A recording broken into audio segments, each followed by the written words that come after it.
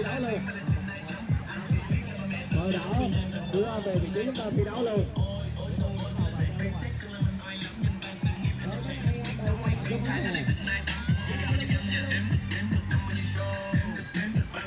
Đầu số 9 sách đấy các bạn ơi, trời ơi. Đội xanh là đội số 3 đúng không?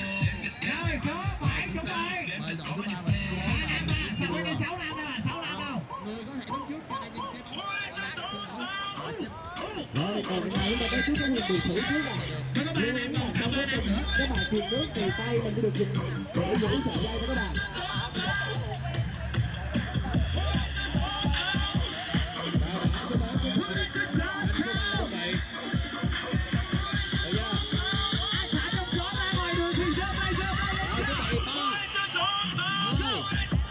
Bắt đầu.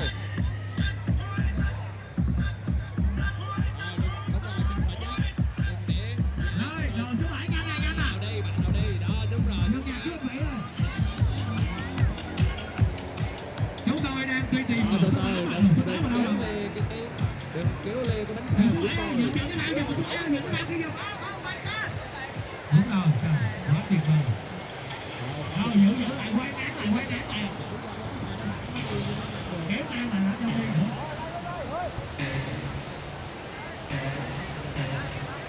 Đúng rồi, ngay chứ nữa.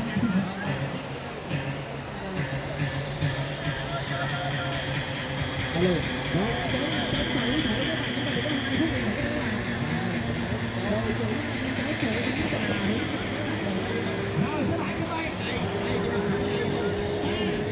Hai người đi kìa.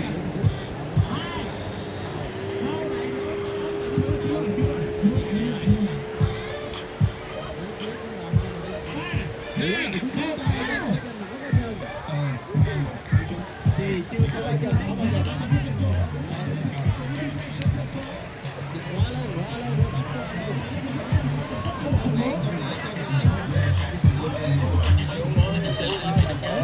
Đủ người.